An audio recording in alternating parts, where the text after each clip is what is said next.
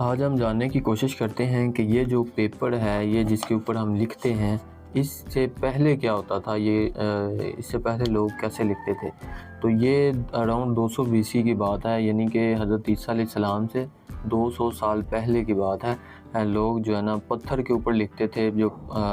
درختوں کی چھال ہوتی ہے اس کے اوپر لکھتے تھے، مٹی کی تختیاں بنائی جاتی تھی ان کے اوپر لکھتے تھے، یا پھر جو ہڈیاں وغیرہ ہوتی ہیں نا ان کے اوپر جو ہے نا اپنی لکھائی کرتے تھے۔ پھر کیا ہوتا ہے کہ اراؤنڈ 105 AD یعنی کہ عیسوی،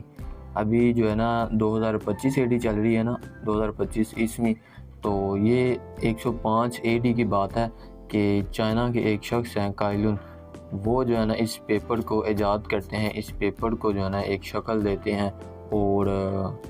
بادشاہ کے سامنے پیش کرتے ہیں۔ تو تب سے یہ نا 105 AD اس شخص کو کریڈٹ جاتا ہے، قائلون کو، اس نے پیپر کو ایجاد کیا، اور پھر جو ہے نا اس پیپر میں بہتری آتی اب کوئی